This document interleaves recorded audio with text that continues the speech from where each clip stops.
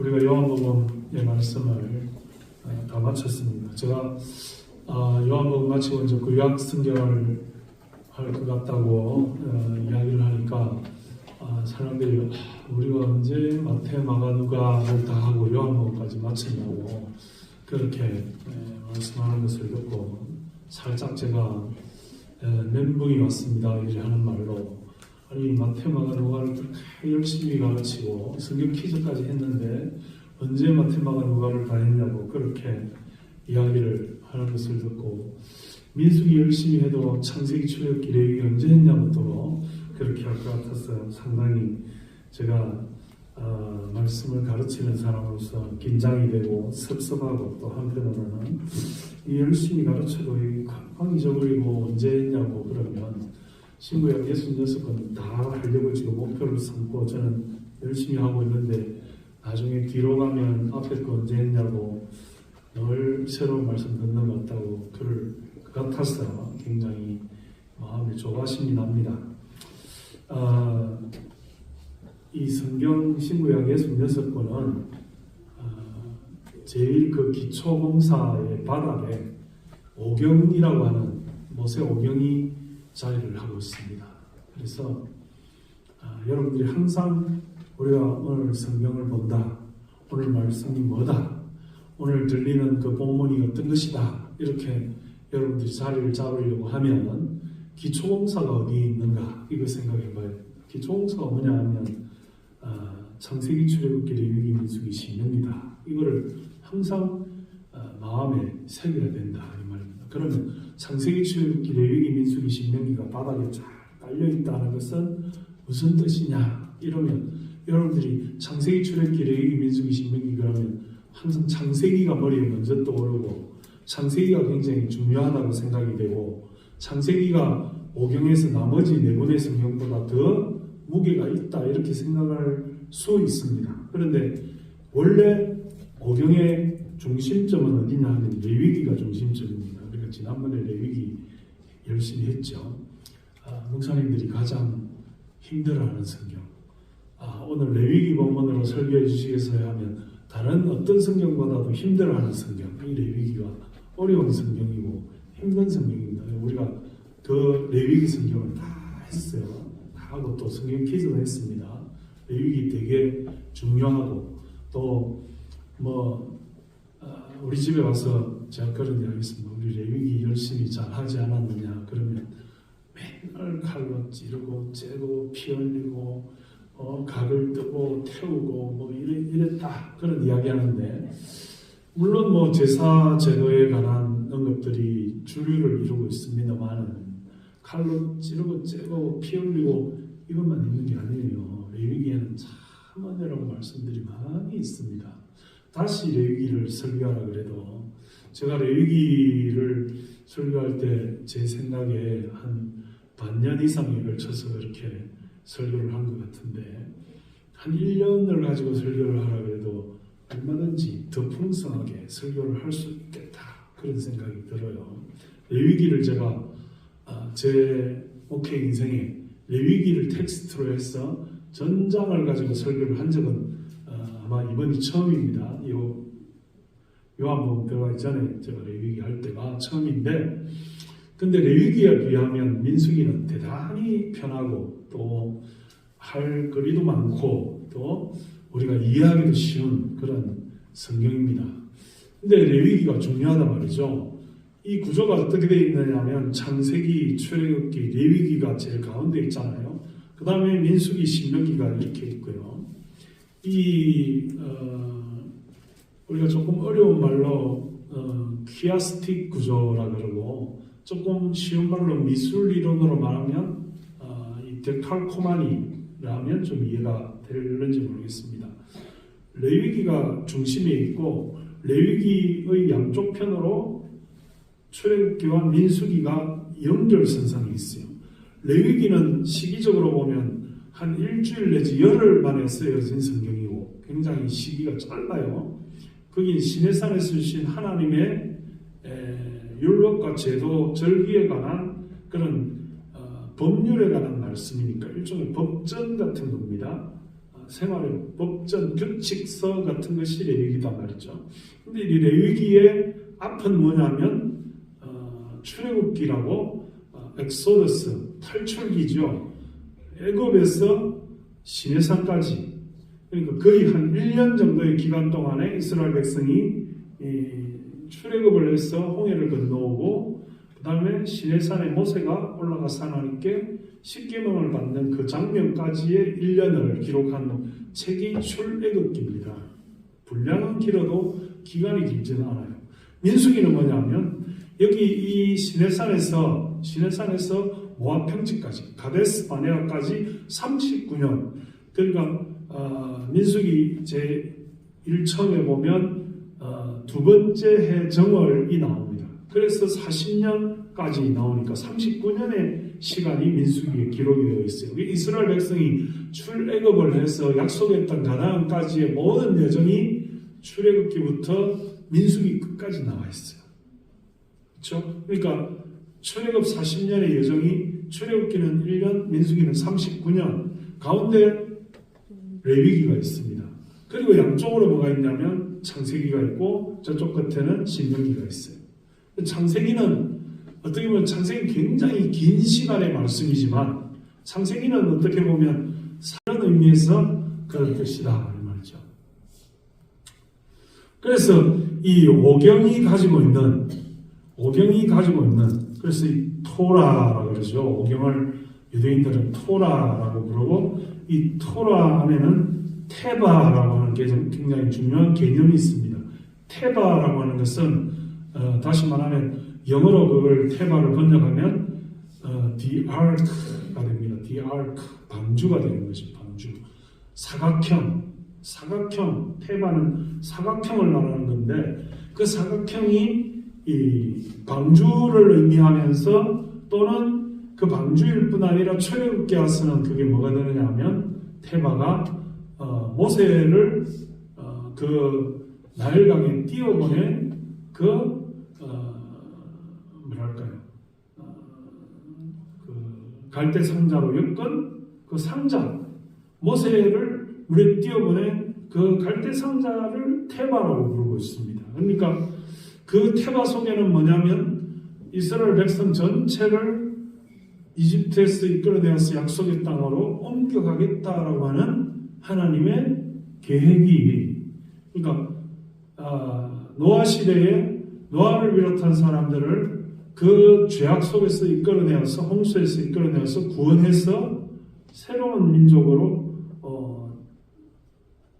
재창조를 도모하시는 하나님의 방주적 구원의 계획이 있다면 출애굽기에 와서는 이스라엘 백성들을 그 세속적인 이집트에서 이끌어내어서 약속의 땅으로 옮겨가시겠다라고 하는 하나님의 뜻이 그 갈대 상자, 그 테바 속에 있다 말이고, 이제 마지막으로는 이스라엘 백성들이 그 약속의 땅에 도착하기까지 시내산 이후에는 장막 성전을 하나님께서 주시는데 그 텐트를 만들고 거기에서 성막을 지어서 거기에서 제사를 지내고 거기에서 하나님 앞에 자신의 모든 죄악이 사함받고 하나님 앞에 말씀을 중심으로 살아갈 때에 그 성막 안에 있는 지성소 안에 있는 법궤가 테바라고 불려졌습니다. 그래서 그 테바 속에는 그 십계명의 두 돌판과 아론의 상은 지팡이가 그 속에 들어 하나님의 인재와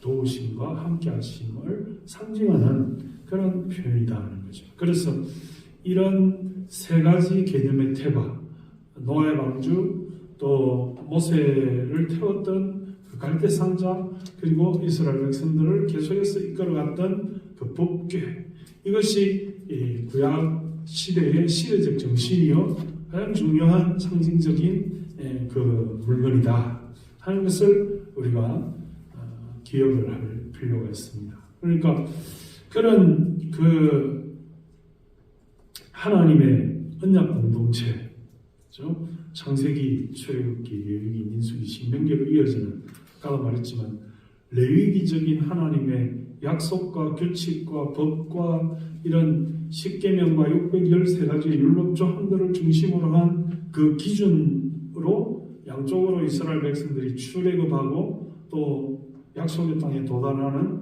그 시내 산에서 모압 평지까지의 여정, 그것이 하나의 묶음을 이루고 있고, 또 더 멀리는 하나님의 창조가 있는 창세기와 그리고 모세의 설교가 있는 신명기가 하나의 묶음을 이루고 있는 토라, 율법서를 이루고 있다. 그래서 이 5권이 성경의 기초가 된다. 그 위에 이제 역사서, 여호수아, 사사기, 룻기, 사무엘상하, 열왕기상하, 역대상하, 에스라, 느헤미야, 에스라 12권의 역사서가 있고, 그 위에 또 경험서가 욥기, 시편, 잠언, 전도서, 아가가 있고, 그 위에 대선지서, 이사야, 예레미야, 에가, 에스겔, 다니엘 5권 있고, 그 다음 다시 12권의 호세아부터 시작해서 의여와 의여미, 나스, 악스말 이렇게 12권이 자리를 하고 있다는 거죠. 5권, 12권, 5권, 12권. 이래서 39권의 구약 성경이 구조를 이루고 있다. 5층 건물이다 이렇게 생각하면 돼요. 제일 밑에는 이 율법서, 토라라고 하는 5권이 1층에 기초를 이루고 있고, 그 다음에 12권의 역사서가 있고, 그 다음에 3층에 5권의 경험서가 있고, 4층에 5권의 대선지서가 있고, 5층에 12권의 소선지서가 있다. 그걸 머릿속에 각인을 건물적으로 빌딩을 이루고 있다. 성경은 하나의 빌딩이다 라고 하는 것을 여러분들이 새기는 것이 필요하다는 것입니다. 그래서 그 오경에 대한 이 확실한 구조 분석, 제가 창세기 할 때, 출애굽기 할 때 여러 번 거듭거듭 말했죠.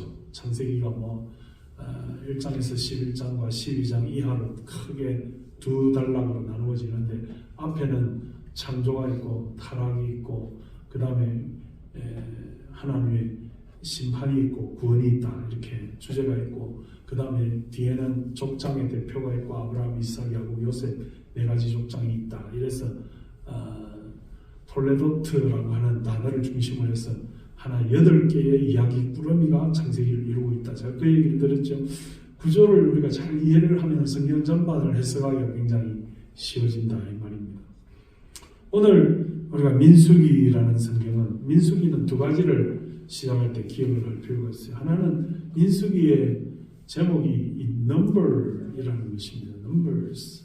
그래서 영어 성경에는 이 민수기를 넘버에 굉장히 초점을 맞추고 있죠. 우리말 성경에도 백성 민자 수, 숫자를 써서 백성들의 수라는 그런 개념을 가지고 있습니다. 민수기는 수라는 이런 개념을 기억할 필요가 있고, 또 하나는 민수기의 이 중요한 개념이 이 미드바라라고 하는 이 히브리어입니다. 미드바라라고 하는 것은 광야에서 이런 뜻입니다. 민수기의 히브리식 이름은 미드바라라고 하는 것이고, 그 다음에 이 미드바라에서 다바르라고 하는 단어가 나왔다. 그래서 우리가 조금 이따가 설명을 하겠습니다만 그 기억을 해야 될 필요가 있습니다. 민수기의 이 넘버이라는 말은 수라는 뜻이 되고, 그 수라는 말이 굉장히 민수기에 많이 사용됩니다. 그래서 오늘 우리가 읽은 민수기 1장에도 14번이나 이 수를 센다라고 하는 뜻의 개수라고 하는 것이 굉장히 많이 나옵니다. 앞으로도 민수기에는 이 숫자를 세워서 숫자가 몇 명이다 이런 게 많이 나옵니다. 그래서 출애굽할 당시에 이스라엘 백성들의 숫자가 60만 3,550명이다. 분명하게 숫자를 세고 있습니다. 그러니까 이 민수기가 출애굽할 시대의 당시는 BC 1446년이거든요. 1446년이라는 것은 BC 15세기잖아요. 그 우리나라의 역사를 살펴보면 제가 국사, 역사 이런 거 공부한 지가 굉장히 좀 오래됩니다. 오래돼가지고 정확하게는 잘 모르지만 고구려 신라 백제, 고구려 신라 백제의 삼국시대가 굉장히 우리가 보통은 기록물로 남겨져 있는 제일 오래된 우리나라 역사죠. 그 이전에 물론 사만 시대도 있고 진한, 마한, 변한 그 이전에 또 고조선이라든지 뭐 이런 나라들도 있었습니다. 그리고 재밌는 말로 뭐 배째신라고 구려, 배째신라고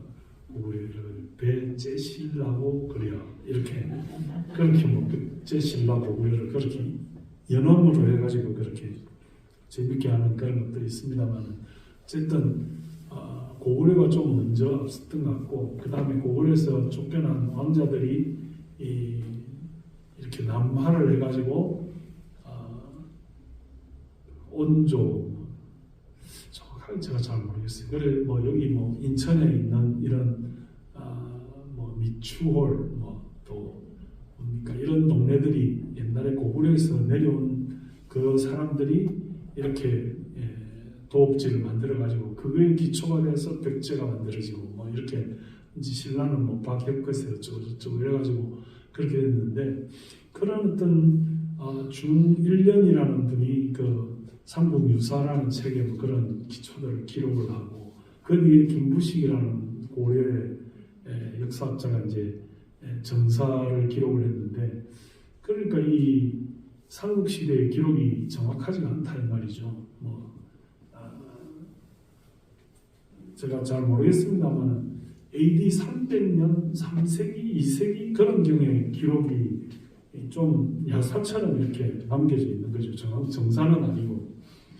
그런데 그 연대라든지 기록이라든지 뭐 역대 왕들이 뭐 어떻게 뭐 그 나라의 기초를 확립하고 그 다음에 뭐 어떻게 영토를 확장하고 그 다음에 법령을 제정하고 뭐 어떻게 했다 뭐 그 다음에 나라가 멸망을 해가지고 뭐 6세기경에 뭐 저 김유신 장군이 뭐 어쩌고 뭐 그 다음에 뭐 이렇게 고구려가 망하고 또 태조 왕건이 고려를 창립하고 후백제 후삼국 시대가 일어나고 어쩌고 저쩌고 대충 뭐 우리가 그런 정도 정확한 연대는 모르지만 그런 것이 AD 3세기부터 6세기까지의 기록인데 정확하지 않단 말이죠. 그 기록이 역사의 고정으로 검증되지 아니한 그런 사실은 역사이고 정사가 잘 언급을 하고 있지 않으니까 그렇다 이 말인데 그런 거에 비하면 BC 15세기의 기록물들이 연대가 정확하고 숫자가 정확하고 인구가 정확하다는 것은 굉장히 이건 그 유래를 찾을 수 없는 거다 말입니다. 하나님께서 이 숫자라고 하는 성경, 숫자라고 하는 이름의 성경을 우리에게 주셨는데 그 시간과 장소와 사람들의 이름들과 이런 것들이 아주 정확하게 민수기에 보면 기록이 되어져 있어요. 그러니까 민수기의 핵심은 뭐다?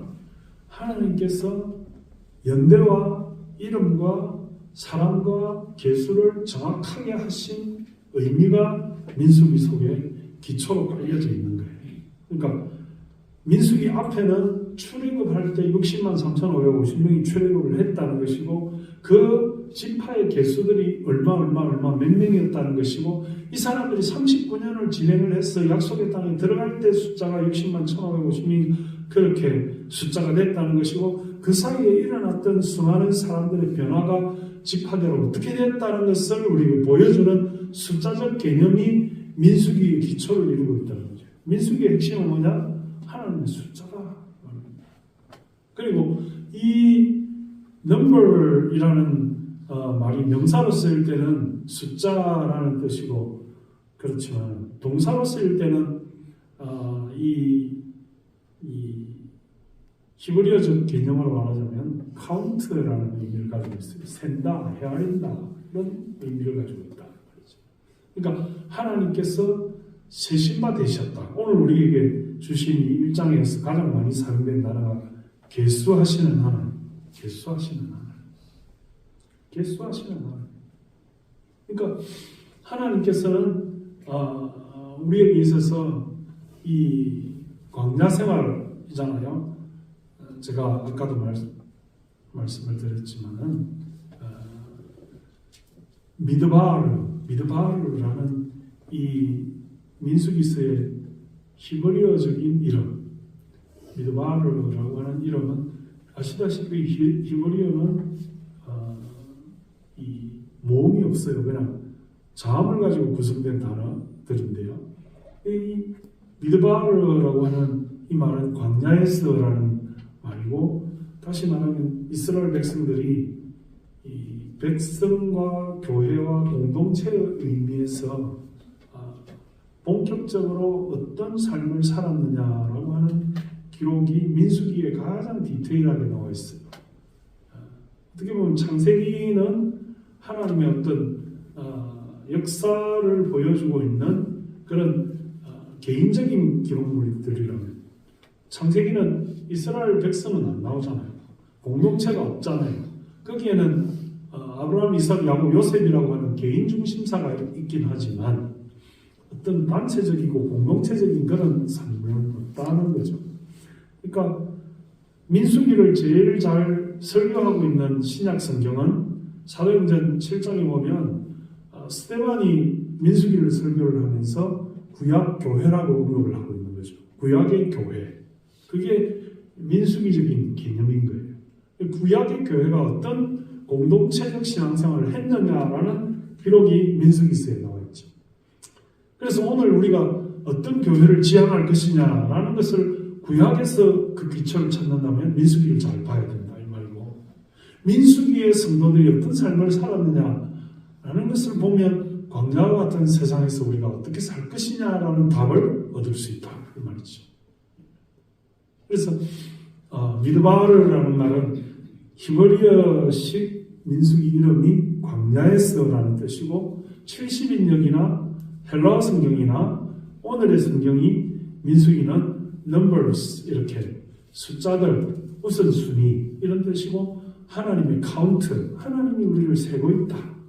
하나님이 이 가운데서도 누가 구원받을 사람인지, 누가 구원받지 못할 사람인지, 누구의 삶이 몇 시간이 우리에게 드려졌는지, 어떤 일들이 여러분들에게 우선순위인지, 너희들의 삶 중에 몇 퍼센트는 하나님께 드린 바 되었고 몇 퍼센트는 세상을 향해서 여러분들이 쾌락과 육신을 위해서 살아가는지 하나님은 카운트하고 있다.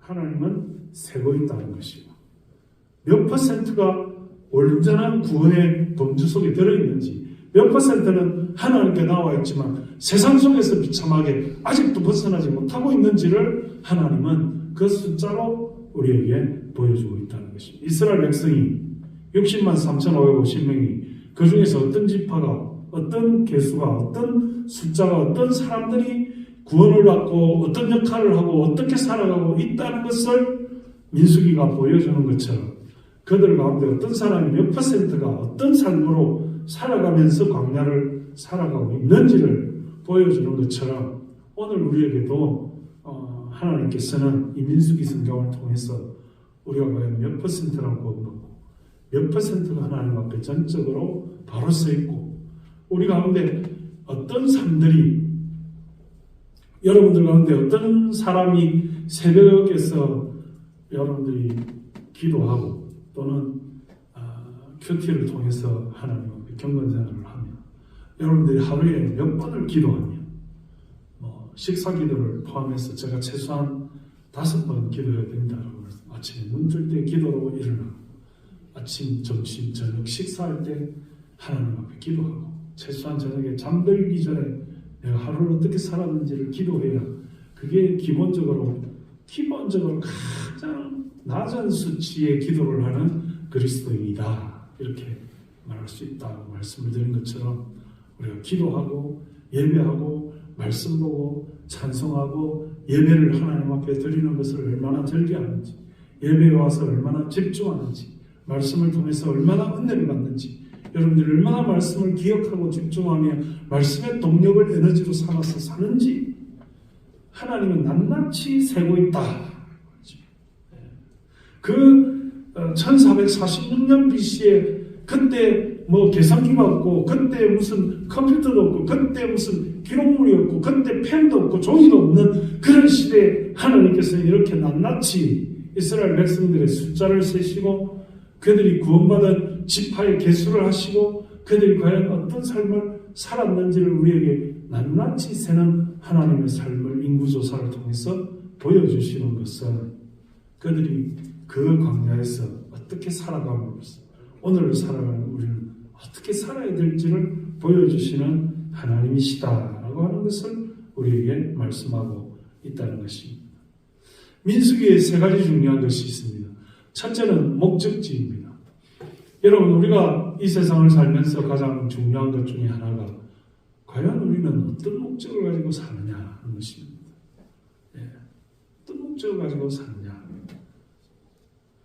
오렌 워스비라고 하는 분이 그 책을 내어가지고 Purpose Driven Church, 목적이 이끌어가는 교회, Purpose Driven Life, 목적이 이끌어가는 인생, 이런 책을 써서 한때 유행을 한 적이 있습니다만, 목적이 없는 인생은 참 불행한 인생이죠. 우리가 장례식장에 가보면, 최근에 장례식장에 갈 일이 들어있었습니다만, 목사는 장례식장을 중심으로 사역을 한다 이렇게 해도 과언이 아닙니다만, 여러분들은 우리 교회의 축을 광고하는 장례식만을 볼 수가 있겠지만, 저는 또 개인적으로 저와 관계되어 있는 다른 목사님들, 노예에 계신 분들, 어른들, 뭐 이런 주위에 있는 많은 신앙인들, 동력자들, 이런 분들의, 그런 분들의 초상이나 이런 장례도 가보게 되는데요. 안 믿는 사람들의 장례식장을 내가 별로 가본 적은 없습니다만, 뭐 문상 때문에 가본 적은 있습니다. 우리 교인들의 친척이나 또 뭐 인척 관계에 있는 다른 분들이 믿음 생활을 안 하더라도 가서 위로를 해야 되니까 가서 기도해드리고 이렇게 방문을 한 적이 있습니다만, 우리 교인들의 신앙으로 이렇게 새겨져 있는 그런 장례식장에 갈 때도 뭐 빈소 A실, B실, C실 있고 또 뭐 이렇게 큰 병원에 가면 뭐 장례식장이 여러 주르륵 있지 않습니까? 또 거기서 있다 보면 예배도 드리고 또 뭐 간단한 다가도 나누고 또 오며 가며 이렇게 인사도 하고 하다 보면 다른 사람들 뭐 하고 있나 이렇게 쳐다보면 요즘은 좀 그런 풍경이 덜합니다만, 옛날에는 주로 화투를 많이 쳐요. 화투를 이렇게 많이 쳐서 둘러앉아가지고 뭐 이렇게 제가 용어는 잘 모릅니다만 뭐 피박이다 뭐 어쩌고 저쩌고 막 이렇게 자기들끼리 하는 거죠. 뭐냐면 너무 이 고인의 슬픔과 이런 상실한 마음과 목표가 없는 이런 가슴 아픔을 잊어보기 위해서 하는 거죠. 어떻게 하면 그 유가족들이 슬픔에 처한 것을 좀 상쇄를 해서 좀 잊어버려 볼까, 이래서 화투를 쳐요. 화투에 집중을 하고 막 점수를 내고 막 돈이 오고 가고 이러면 막 그것처럼 시간이 빨리 가는 게 없으니까.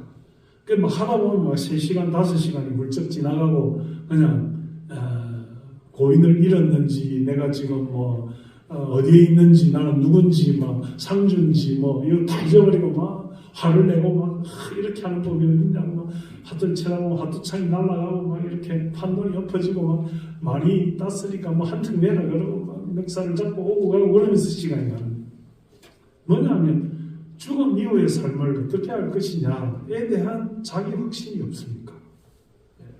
우리 믿는 사람들은 부활과 영생의 소망이 있고 천국의 위로가 있으니까 그런 것들에 대해서 분명한 확신을 가지고 뭐 걱정하고 염려할 필요가 사실은 없는 거죠. 섭섭하고 얼굴을 보지 못함으로 말미암아 그런 가슴 아픔은 있을지라도 그 고인이 그 다음에 어떻게 될지, 우리가 죽어서 어떻게 될지에 대한 그 소신과 확신은 분명하니까 그걸 뭐 굳이 구태여 잊어버리고 뭐 그걸 가지고 괴로워하고 그걸 가지고 뭐 술을 마시면서 그 사람들이 화투치고 술 마시고 뭐 주정을 하고 이러면서 그렇게 그 슬픔을 한번 잊어보겠노라고 할 그런 필요가 우리는 없다 말이죠. 그러니까 광야에서 사는 것과 같은 인생이 목적지조차 없을 때 얼마나 불쌍한 인생이냐. 이스라엘 백성들은 약속의 땅 가나안으로 가야 될 목적지가 분명했다는 말이에요. 그렇기 때문에 그들에게는 이 광야의 생활이 아무리 길지라도 아무리 고달플지라도 아무리 힘들고 어렵지만은 그러나 분명한 목적지가 있기 때문에, 약속의 땅이 있기 때문에 그들이 그 어려운 것들을 감당해 나갈 수 있었다. 우리가 인생을 살면서 목적이 분명하지 않으면 인생이 고달프다. 인생이 고달프다. 두 번째 중요한 것은 이 시간이다라고 하는 것입니다. 아까도 말했지만 이 카운트, 센다라고 하는 것, 숫자라고 하는 것은 다 시간과 결부되어 있는 것입니다. 종으로 사는 사람은 시간이 중요하지 않아요. 아무리 이래도 자기가 주체가 아니기 때문에 주인이 쉬어라 해야 쉬는 것이고, 주인이 몇 시간 일하라 그러면 뭐 아무 소리도 않고 일하는 것이고, 그러다가 주인이 마음이 바뀌어서 더 일해라 그러면 일하는 거. 그런데 하나님이 주도적인 삶을 살아간다고 하는 것은 우리에게 시간이 있다는 것이고, 하나님이 주도적인 삶을 살아간다라고 하는 것은 기록이 있다는 것입니다. 어느 지파가 구원을 받고, 어느 지파의 어떤 가문에 누구가 하나님 앞에 쓰임을 받고, 그들이 어디로 가고 무엇을 하는 모든 과정들이 기록이 되어져 있다는 것이죠. 아까도 말했지만 사람들은 목표가 없지만 이 이스라엘 백성들은 구름 기둥과 불 기둥으로 하나님 인도하시는 대로 가잖아요. 구름 기둥이 나타나면 낮이 되는 것이고, 불 기둥이 나타나면 밤이 되는 것이죠. 그리고 세월이 가고 시간이 가고 절기가 있고 때가 있으면서 하나님의 약속의 시간을 살아간다 하는 것입니다. 여러분, 우리가 이 세상을 살면서 이때까지 어떻게 살았어요? 그렇게 물으면 많은 분들이 하나님의 은혜로 살았어요. 이렇게 대답을 합니다. 부모님으로부터 유산 많이 받으셨어요? 아니에요. 빈손으로 와서 고생 많이 했어요. 하나님 도와주셔서 사는 거죠. 앞으로 어떻게 살 거예요? 뭔가라도 모아서 자식에게 줘야죠. 이렇게 하는 거예요. 결론은 뭔가라도 모아서 자식에게 줘야지. 큰 자식 줄 집은 마련하는데 둘째 자식은 아직도 준비를 못했어요. 그 아이들이 살아갈 은혜의 시간을 빼앗는 거죠. 많은 젊은이들이 세월을 허비하고 아이들이 카페나 하나 차려가지고 자기는 외제차나 타면서 그렇게 살아야 되겠다고 마음먹는 게 뭐예요? 자기가 노력해서 벌어서 그 중요한 돈으로 가치를 부여하지 않고 부모께로부터 받아가지고 그것으로 살아가는 그 삶을 원하기 때문에 그 아이가 발휘할 수 있는 모든 역량을 빼앗아가는 거죠. 부모가 돈을 주고 부모가 집을 사주고 부모가 사업을 주고 부모가 유산을 줌으로써 그 아이의 가능성을 빼앗아가는 거죠. 그 아이가 할 수 있는 것을 빼앗아가는 거죠. 그 아이가 고민하면서 얻을 수 있는 은혜를 빼앗아가는 거죠. 부모는 어쨌든 자식에게 뭔가를 물려줘야 되겠다고, 나는 너무 고생했으니까 물려주면 얘들이 좀 더 편하게 살 수 있지 않나 하는 차원에서 물려주는 것이지만, 여러분, 내가 열심히 노력하고 수고를 해가지고 저도 솔직하게 그런 기억이 있습니다만 3,000원씩 5,000원씩 만원씩 적어내가지고 지금도 농협에 한 달에 10,000원 하는 적금이 있어요. 그거 세부자 넣으면 사은품도 줘요. 한 달에 10,000원씩 해가지고 1년을 하면 120,000원이 되는 거죠. 예. 그래가지고 수저 세트도 새로 사고, 또 뭡니까, 이 에어프라이어도 또 이렇게 낡은 거 잘 안 되는 거 있으면 또 새로 사고, 그래가지고 집안에 이거는 언제 산 거고, 이 세탁기는 몇 년도에 산 거고, 이 TV는 언제 산 거고, 이 전자레인지 이거는 언제 산 거고, 이거 우리가 돈 모으고 이렇게 적금 타고 이렇게 해서 산 거지. 그렇게 한 것이 가치가 있을까요? 아니면 누군가가 복권에 당첨돼가지고 TV, 냉장고, 세탁기 다 한꺼번에 싹 바꿔주고 마음대로 사료를 한 게 가치가 있을까요? 똑같은 가전제품을 가지고 있을지라도 노력하면서 애쓰면서 수고하면서 모아가면서 산 것이 훨씬 가치가 있다 이 말입니다. 예. 미국의 지난 수요일 날 도널드 트럼프가 대통령이 돼가지고 거기에 또 기가 막힌 그 이상한 그 테슬라 자동차 뭐 일론 머스크가 그 사람이 해가지고 지금 뭐 테슬라 주식이 엄청 올라간다고. 여러분 중에 돈이 좀 많은 분들은 테슬라 주식 한번 사보세요. 제 생각에도 많이 올라갈 것 같아요. 그런데 그 테슬라 주식 투자해가지고 예를 들어서 일주일에 뭐 한 1억 정도 벌었다.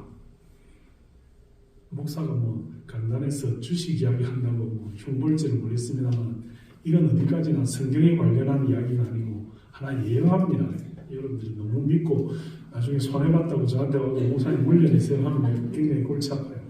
근데 어쨌든 어떤 주식에 투자를 해서 내가 1년 동안에 1억을 벌었다는 것과 내가 열심히 노력하고 있어서 정말 봉급에서 아끼고 절약하고 기축에 해서 내가 먹을 거 안 먹고 이래서 1년 동안 열심히 노력해서 1,000만 원을 벌어서 그 1,000만 원과 주식 투자해서 1억을 벌은 거 어느 게 가치가 있을까요?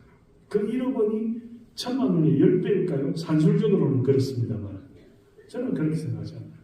이 1,000만 원이 1억보다 훨씬 더 가치 있다 이렇게 봅니다.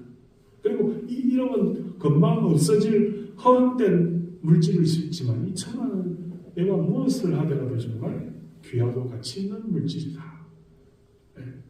그 금액이라는 게 숫자와 다르다 하는 생각을 해본다 이 말입니다. 우리가 살아가는 이 인생이 내가 어떻게 과연 시간을 보내고 살아와서 하나님께 갔는지 이건 하나님이 평가할 문제예요. 내가 이 시간을 보내면서 얼마를 허황되게 벌어가지고 그걸 어떻게 나를 위해서 썼는지는 하나님의 카운트에 포함이 되지 않는다. 내 자식 세대도 마찬가지입니다. 그 아이들이 노력하고 애쓰고 수고하고 해서 돈을 벌어서 아끼고 절약해가지고 월세를 살고 전세를 살고 집을 사고 뭘 어떻게 해서 그렇게 하나하나 이루어가는 하나님이 도와주시는 은혜를 체험하면서 살아가는 그 삶이 가치 있는 것이지. 부모가 예를 들어서 뭐 5억을 주고 10억을 주고 3억을 주고 해서 아무런 노력도 하지 않고 번쩍번쩍 일어서고 마음대로 살고 자기 뭐 원하는 거 다 사먹고 그렇게 하는 것이 가치 있는 인생이겠느냐 이런 것이. 우리가 사는 광야 같은 인생은 그 평가 절하되는 것이 하나님의 기준점에 다르다 하는 것을 기억할 필요가 있다는 것이. 하나님이 주신 목적이 있고 하나님이 주신 시간이 있고 마지막으로 하나님이 주신 뜻이 있다. 하나님의 계획, 하나님의 의도, 하나님의 그 말씀이 있다는 것입니다. 광야에서는 미드바르라고 하는 이 광야에서는 다바르라고 하는 말씀으로 살아야 된다. 하나님이 주신 말씀의 공급을 받아야 된다는 거죠. 아까도 말했지만 하나님이 광야에서 살 때 만나와 메추라기를 이스라엘 백성들이 먹고 살지 않았습니까? 그들이 거기서 뭐 경작을 할 수도 없고 거기서 목축을 할 수도 없고 거기서 뭐 특별한 투자를 할 수도 없는데 하나님이 그들을 먹여주시는 것은 하늘에서 만나와 메추라기를 통해서 먹여주셨다는 거 아니에요. 그런데 만나의 특징이 뭡니까? 쌓아둘 수가 없는 거예요. 어떤 사람들은 그 만나를 욕심을 부려가지고 큰 창고에 저장을 하려고 막 바켓에 많이 담아서 그런 만나를 저장했지만 만나는 하루만 지나면 유통기한이 지나서 썩어버려, 상해버려, 먹을 수가 없어요. 우리가 세상에서 불로소득으로, 잉여소득으로 벌어들이는 것도 마찬가지예요. 하나님 앞에 열심히 땀 흘리고 수고하고 애써서 벌어들이는 그 소득은 먼나와 같이 가치 있게 사용되어지지만 이 세상에서 여러분들이 만약에 불로소득으로 그런 잘못된 그런 어떤 쌓아두기 위한 그런 잉여의 자산으로 물려주기 위한 자산으로 만약에 재산을 획득한다면 그것은 썩어버리는 만나와 같이 아무 가치도 없이 사라져버립니다. 하나님의 뜻이 우리의 삶을 통해서 어떻게 표현되느냐, 어떻게 발현되느냐, 이 광야에서 하나님은 어떻게 우리를 도우시며 동행하시며 함께하느냐, 그것이 하나님의 생법이라. 우리가 세는 카운트와 하나님이 세는 카운트는 다르다. 만나를 무조건 많이 쟁여놓는다고 해서 우리는 한 일주일 잘 살겠네, 노력 안 해도 되겠네, 다음날 만나 안 따도 되겠네, 그렇게 하는 것이 아니다. 일용할 양식을 달라고 주기도문이 기도하는 것과 같이 100년 먹을 양식을 달라고 기도하면 하나님 안 들어주시. 그러나 일용할 양식을 달라고 기도하면 하나님 들어주신다. 오늘 우리가 이 민수기를 보면서 하나님의 계산법, 하나님의 스탬법, 하나님의 카운트, 하나님이 우리 인생을 어떻게 세고 계시는지, 우리의 하루하루를, 우리의 일생을, 우리의 삶의 소득을, 우리가 살아갈 계획들을 하나님의 뜻이 어떻게 발현되는지를 하나님이 사용하고 세고, 그리고 그 숫자가 의미 있다 하는 것을 우리가 민수기를 통해서 깨달으시고,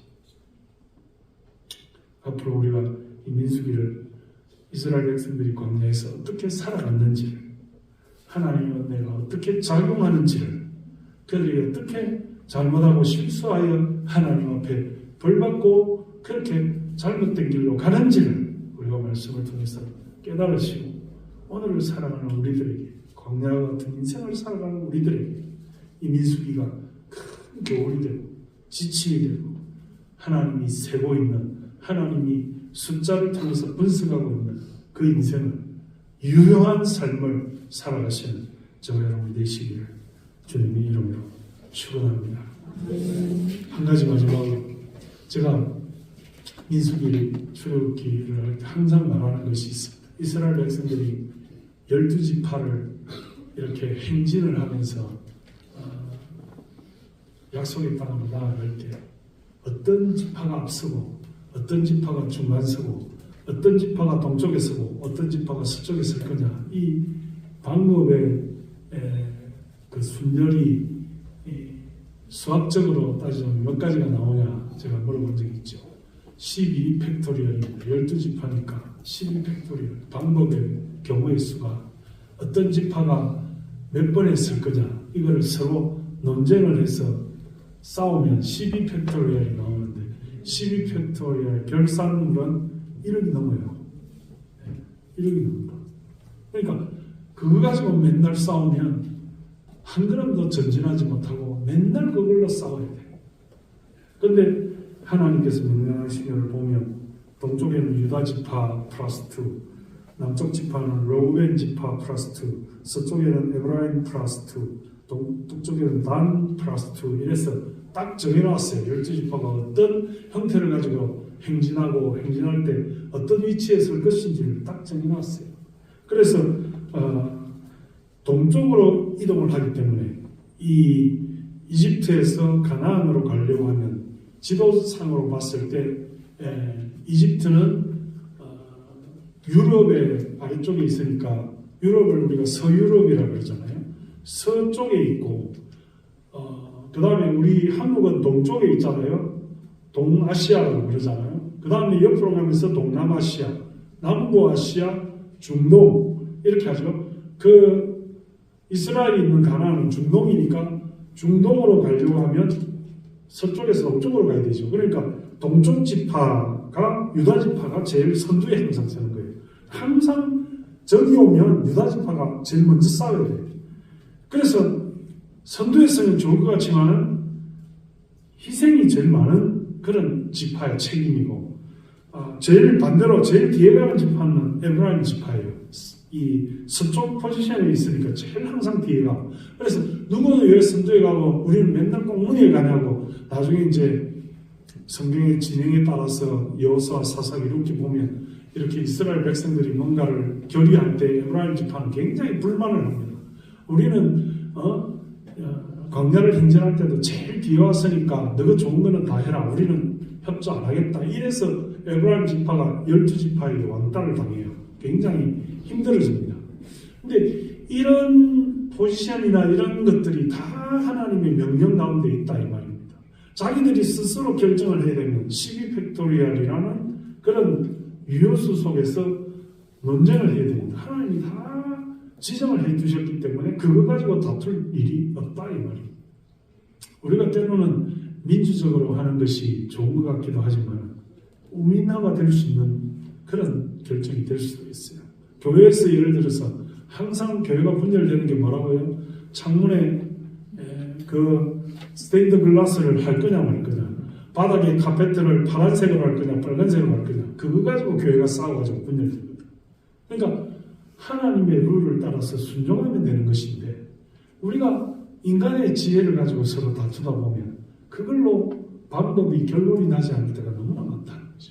오늘 우리가 민수기를 보면서 그런 하나님의 뜻이 과연 어떻게 작용하는지를 눈여겨봐야 될 대목이에요. 과연 인간의 계획과 생각과 인간의 토론과 토의가 좋은 결과만을 도출해낼 수 있는지, 하나님께 순종하는 것이 더 하나님의 뜻을 아는 것이 우리가 광야에서 온전한 삶을 사는 것인지를 생각해보고, 오늘 우리가 이 민수기서를 시작을 하면서 과연 하나님의 숫자, 그리고 광야에서의 삶, 그리고 세 가지 중요한 것, 목적, 시간, 뜻, 그것을 잘 염두에 두면서 이 성경을 통해서 은혜와 유익을 누리시기를 주님의 이름으로 축원합니다. 하나님 아버지 감사합니다. 오늘도 우리를 하나님께서 불러주시고 또 민수기 성경을 시작하게 하시고, 하나님 과연 하나님은 무엇을 세고 계시냐, 그 숫자를 통해서 무엇을 깨닫게 하시냐, 광야에서의 삶을 통하여 하나님께서 우리에게 부여하고 계시는 목적과 시간과 그 하나님의 뜻을 깨달으면서 온전히 살아가는 우리가 되게 하여 주옵소서. 하나님, 우리에게 남겨져 있는 이 광야의 삶을 잘 살게 하시고 하나님이 우리에게 부여해 주신 목적에 다다를 수 있도록 주님 도와주시고, 하나님이 세고 있는 모든 우리의 삶 가운데 모든 우리의 경우의 수가 하나님의 뜻에 부합하도록 살아가는 우리가 되게 하여 주옵소서. 예수님의 이름으로 감사하며 기도드리옵나이다. 아멘.